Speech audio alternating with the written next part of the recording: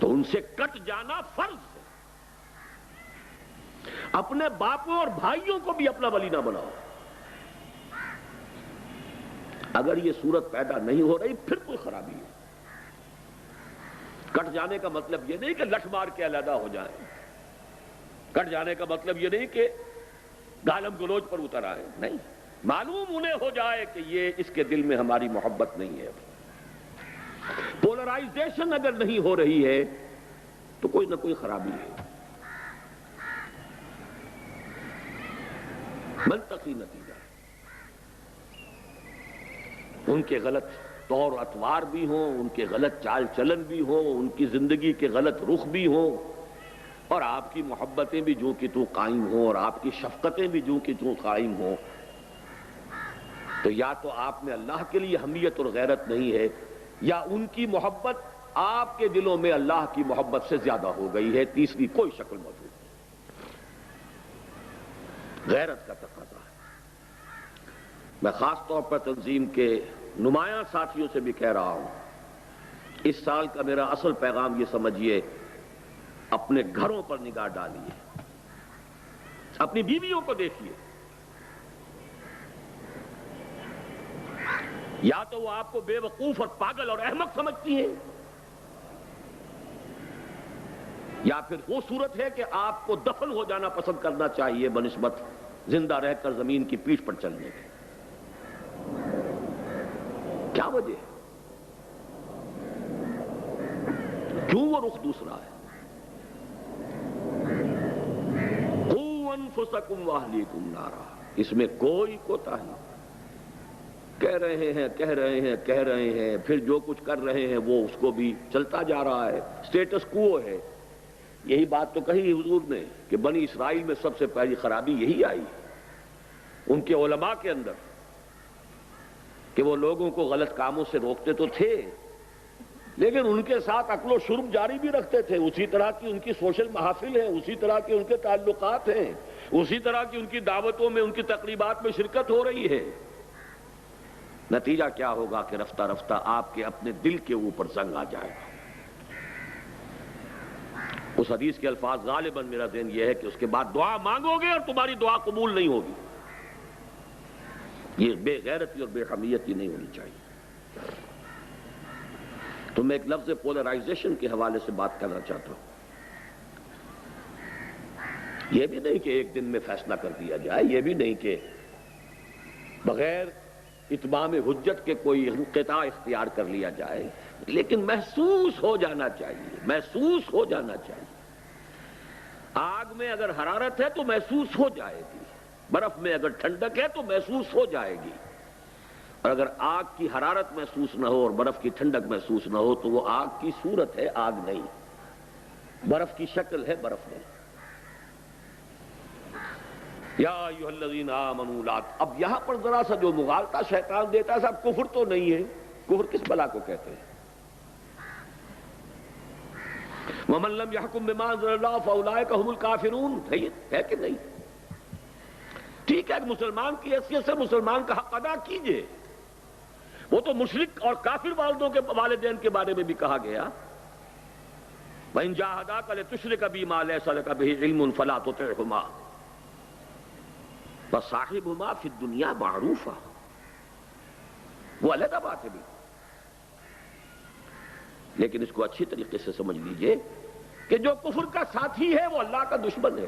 جو کفر کی نوکری کر رہا ہے وہ اللہ کا دشمن ہے.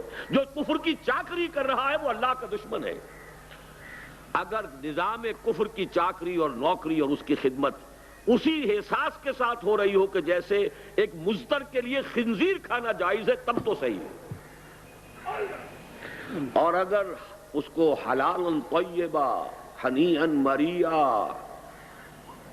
اپنی ساری توانائیاں بیچ دیں، اپنی ساری جوانی گلا دی، پوری زندگی،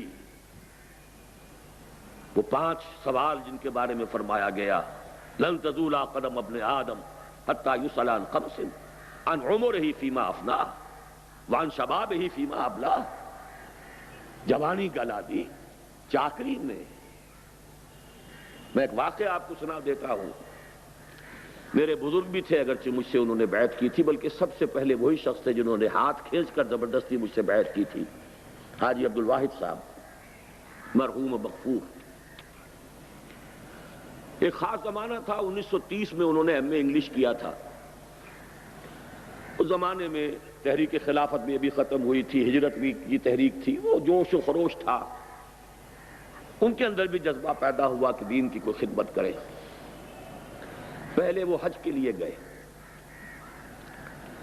اور وہاں جا کر انہوں نے اپنے قیام کو 1 سال کے لیے طول دے دیا۔ مولانا عبید اللہ سندھی رحمت اللہ علیہ وہ وہاں پر مقیم تھے، ان کی صحبت سے فیض یاب ہونے کے لیے 1 سال گئے، اگلے سال کا حج کر کے واپس آئے۔ انہوں نے مجھے واقعہ سنایا، مولانا عبید اللہ سندھی انقلابی مزاج کے آدمی، آگ بھری ہوئی ان میں۔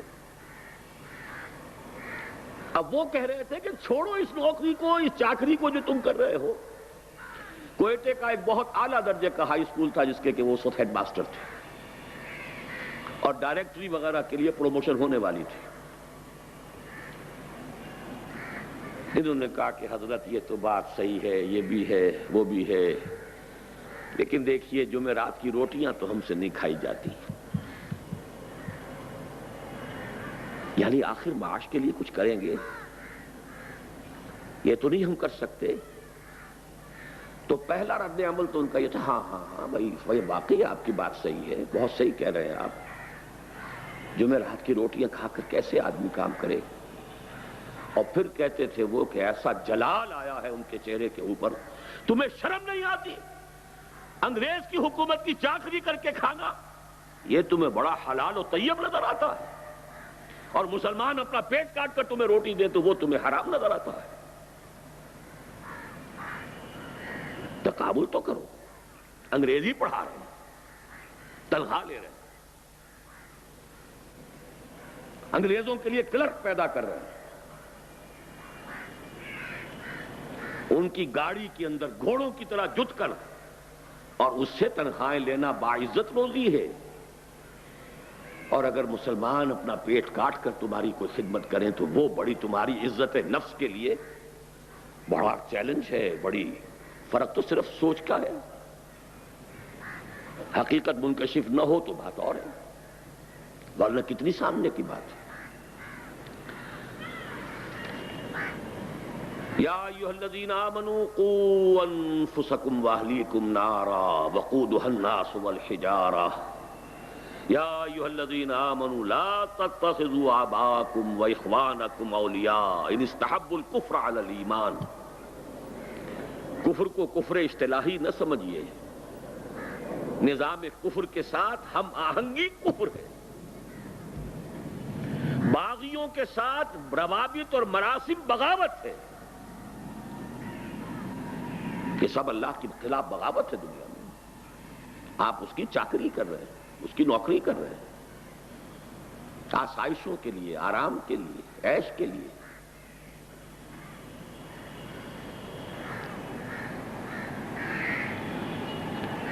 تیسرا جوڑا، اصل شے جو فیصلہ کن ہے وہ کیا ہے؟ انسان کو اگر اللہ نے ہدایت دی ہے تو اس ہدایت کو مضبوطی سے تھامو۔ جیسے حضور نے فرمایا ہے کہ قرآن وحشی اونٹ کے مانند ہے، الہدا ہے نا، اسے باندھ کر رکھنا پڑتا ہے۔ اسی طرح ہدایت ایسا نہیں ہے کہ بس جیب میں آ گئی تو آ گئی، محفوظ ہے۔ جہاں پونجی ہوتی ہے وہیں چوری کا اور ڈاکے کا خوف بھی ہوتا ہے۔ کوئی پونجی نہ ہو، کوئی دولت نہ ہو تو کہاں کی چوری اور کیسا ڈاکہ؟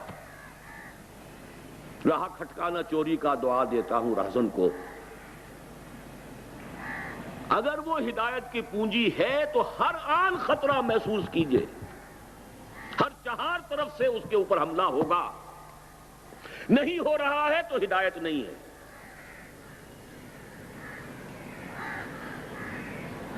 آپ کے والدین آپ پر حملہ کریں، آپ بڑے میٹھے میٹھے الفاظ میں کریں، آپ کے گھر والے